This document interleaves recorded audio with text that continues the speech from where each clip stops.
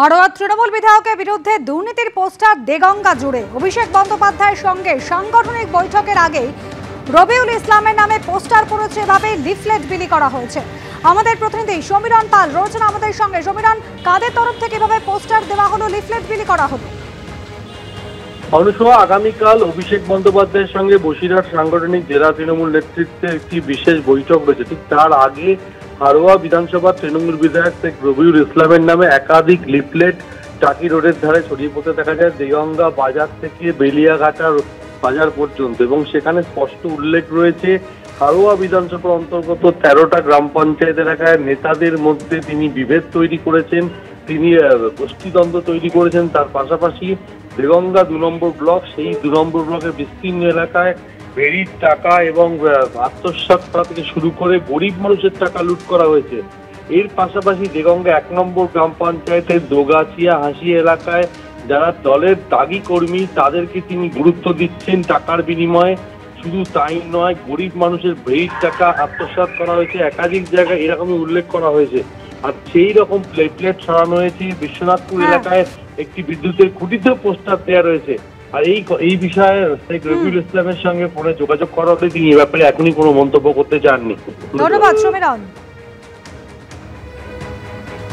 সপ্তাহের প্রথম দিন আর ফের মেট্রোয় যান্ত্রিক ত্রুটি। গিরিশ পার্ক থেকে দক্ষিণেশ্বর পর্যন্ত মেট্রো পরিষেবা ব্যাহত, আপ এবং ডাউন 2 লাইনে পরিষেবা ব্যাহত। পরপর মেট্রোতে কিন্তু সপ্তাহের প্রথম দিন কাজের দিনে কিন্তু মেট্রো পরিষেবা ব্যাহত হচ্ছে।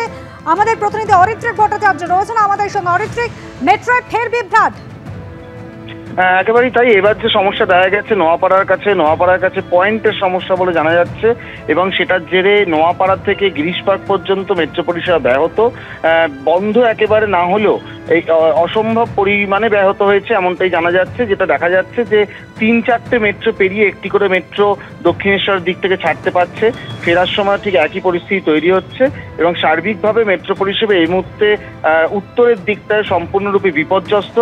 একটি স্টেশনে মানুষকে 8 ঘন্টা থেকে 45 মিনিটের বেশি সময় অপেক্ষা করতে হচ্ছে একটি মেট্রির জন্য, কারণ পয়েন্টের সমস্যা, গাড়ি সেখানে নেওয়া যাচ্ছে না, এবং আপ এবং ডাউন দুটোই কিন্তু ব্যাহত হয়েছে অর্থাৎ।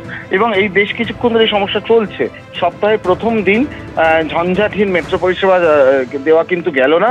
মেট্রো পরিষেবা সম্পূর্ণরূপে বিপর্যস্ত, এবং কাজে বেরিয়ে প্রচুর মানুষকে অনেকটাই কিন্তু নাজেহাল হতে হচ্ছে। একেবারে ধন্যবাদ অরিত্রিক। গিরিশ পার্ক থেকে দক্ষিণেশ্বর পর্যন্ত মেট্রো পরিষেবা ব্যাহত হয়েছে, আপ এবং ডাউন 2 লাইনেই কিন্তু পরিষেবা ব্যাহত। সপ্তাহের শুরুর দিন ফের দুর্ভোগে মেট্রো যাত্রীরা। ইতিমধ্যেই ইডির ডাকে পৌঁছে গিয়েছেন রাজধানীতে প্রাক্তন তৃণমূল সাংসদ এবং অভিনেত্রী মিমি চক্রবর্তী। সকাল 10:50 নাগাদ তিনি পৌঁছে যান অনলাইন বেটিং অ্যাপ সংক্রান্ত মামলায়। আজকে তাকে সমন জারি করেছে এনফোর্সমেন্ট ডাইরেক্টরেট। আর জিজ্ঞাসাবাদের জন্য অভিনেত্রী মিমি চক্রবর্তী তিনি পৌঁছে গিয়েছেন। অভিনেত্রী মিমি চক্রবর্তী তাকে ডেকে পাঠানো হয়েছিল অনলাইন বেটিং অ্যাপ সংস্থা, তিনি ব্র্যান্ড অ্যাম্বাসেডর ছিলেন, এবং এর আগে শিখর ধওয়ান তাকেও কিন্তু জিজ্ঞাসাবাদ করা হয়েছিল। আগামীকাল উর্বশী রাউতেলা তাকে ডেকে পাঠানো হয়েছে। আর একেবারে সকালে পৌঁছে গিয়েছেন মিমি চক্রবর্তী।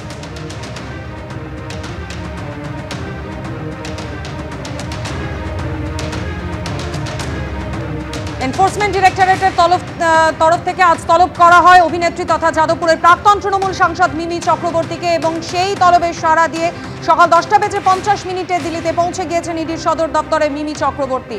ইডির সদর দপ্তরে আজ জিজ্ঞাসাবাদ করা হবে অভিনেত্রীকে। বেটিং অ্যাপ মামলায় জিজ্ঞাসাবাদের জন্য তাকে সমন করে এনফোর্সমেন্ট ডিরেক্টরেট। আগামীকাল অভিনেত্রী উর্বশী রাউতেলাকেও জিজ্ঞাসাবাদের জন্য তলব করা হয়েছে কেন্দ্রীয় তদন্তকারী সংস্থার পক্ষ থেকে। আগামীকাল অঙ্কুশকেও সিজিও কমপ্লেক্সে হাজিরার নির্দেশ দেওয়া হয়েছে এমনটাই খবর সূত্রের। অন্যদিকে দিল্লিতে ইডির সদর দপ্তরে ইতিমধ্যেই পৌঁছে গিয়েছেন প্রাক্তন তৃণমূল সাংসদ মিমি চক্রবর্তী। আজ জিজ্ঞাসাবাদ করা হবে বলেই সূত্রের খবর। 2016 নবম দশমের নিয়োগে দুর্নীতির মামলায় আদালতে চার্জশিট দিয়েছে সিবিআই।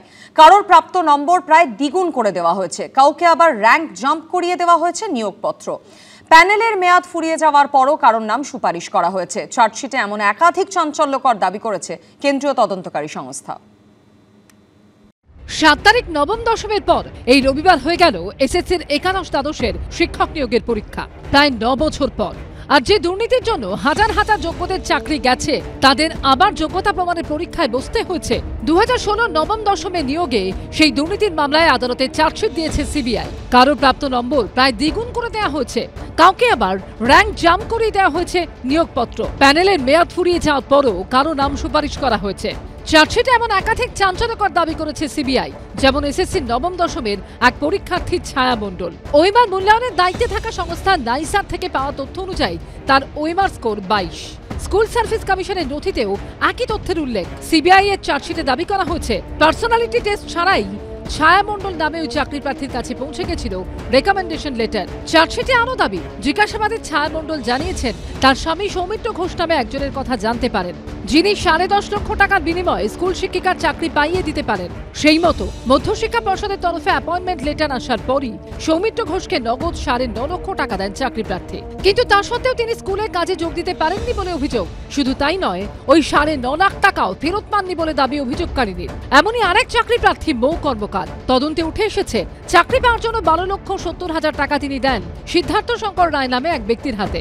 চার্জশিটে উল্লেখ রয়েছে সিদ্ধার্থ শঙ্কর রায় আবার জিজ্ঞাসাবাদে জানান সৌমিত্র ঘোষের নাম, সেই জন্যই তিনি চাকরি প্রার্থীর কাছ থেকে টাকা তুলেছিলেন। এটা তো অনারেবল কোর্টের একটা অর্ডারের ভিত্তিতে তদন্তটা শুরু হয়েছিল, তাই জন্য যদি দেখা যায় এরকম ধরনের অভিযোগের ওপর দাঁড়িয়েই এফআইআর হয়েছিল এবং এটা চলে আসছে। এবার তারা কতটা প্রমাণ করতে পারবেন বা কতটা পেরেছেন সেটাই আমি যেটা আপনাকে এক্ষুনি বললাম, বিচার প্রক্রিয়া থেকেই বোঝা যাবে যে এটা কতটুকু সত্যতা আছে। তদন্তে অসিত কুমার সাহা নামে আরেক চাকরি প্রার্থীর নাম উঠে আসছে। সিবিআই এর চার্জশিটে দাবি করা হয়েছে প্যানেলের মেয়াদ ফুরিয়ে যাওয়ার পরও যার নামে নিয়োগপত্র ইস্যু হয়েছিল, স্কুল সার্ভিস কমিশন যে দাগিদের তালিকা প্রকাশ করেছে সেখানেও নাম রয়েছে তার। চার্জশিটে সিবিআই দাবি করেছে নাইসা থেকে পাওয়া তথ্য অনুযায়ী তার ওএমআর স্কোর 31। ডাব্লিউবিসি এসএসসির নথিতেও সেই তথ্যই রয়েছে। পার্সোনালিটি টেস্টও দেননি তিনি, কিন্তু তার নামে সুপারিশপত্র ইস্যু হয়। সিবিআই এর চার্জশিটে উল্লেখ, অসিত কুমার সাহা দাবি করেছেন তিনিও সৌমিত্র ঘোষ নামে ব্যক্তিকে 10 লক্ষ টাকা দিয়েছিলেন, নবম দশমে চাকরি করিয়ে দেওয়ার আশ্বাস দেন। তদন্তে উঠে এসেছে সৌমিত্র ঘোষের বাড়ি থেকে পাওয়া খাতায় লেখা ছিল অসিত কুমার সাহার নাম, আর নামের পাশে সংখ্যায় লেখা ছিল 10। এই যে বেআইনিভাবে চাকরি বিক্রি করা হয়েছিল এবং যারা চাকরি পেয়েছে তাদের অ্যাপয়েন্টমেন্ট লেটার জমা দিয়েছে চার্জশিটের সঙ্গে, যে এই হলো অ্যাপয়েন্টমেন্ট লেটার, এই হলো তাদের মার্কস এবং কীভাবে ম্যানিপুলেট করা হলো প্রমাণ করতে পারলে খুবই ভালো। একটা চেইন যেটা তৈরি করেছে ওরা, সেই চেনটার শেষ চেন হচ্ছে এটা। কিন্তু কতটুকু কোর্ট অফ লয়ে প্রমাণ হবে, ল অফ দ্য ল্যান্ডের একটা জিনিস, আমাকে যাই বলো না কেন তোমাকে কিন্তু প্রমাণ করতে হবে কোর্ট অফ লতে যে এটা এই বলেছিল। এটা যদি প্রমাণ করতে পারে একটা বিশাল ব্যাপার হবে। এমনই আরো এক চাকরি প্রার্থীর নাম সিবিআই এর চার্জশিটে রয়েছে, বিশ্বজিৎ রায়। নাইসা থেকে পাওয়া তথ্য অনুযায়ী তার ওএমআর স্কোর 31, অথচ যেটা বাড়িয়ে করে দেওয়া হয়েছিল 53। তদন্ত করে চার্জশিট দিয়েছে, তারা প্রমাণ দিয়েছেন।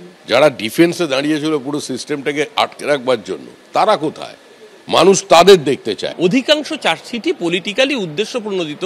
যদি কোনো দুর্নীতি হয়ে থাকে, যদি প্রমাণিত হয়, ব্যবস্থা হোক, চূড়ান্ত শাস্তি হোক, তৃণমূল কংগ্রেস অপরাধীর পাশে দাঁড়াবে না। চার্জশিটে সিবিআই এর আরো চাঞ্চল্যকর দাবি হলো 801 জনের নম্বর অদল বদল করেছে ওএমআর মূল্যায়নের দায়িত্বে থাকা সংস্থা নাইসা। 136 জনের নম্বর গড়মিলে যুক্ত ছিলেন এসএসসির তৎকালীন প্রোগ্রাম অফিসার পর্ণা বসু। প্রকাশ সিনহার রিপোর্ট, এবিপি আনন্দ, কলকাতা।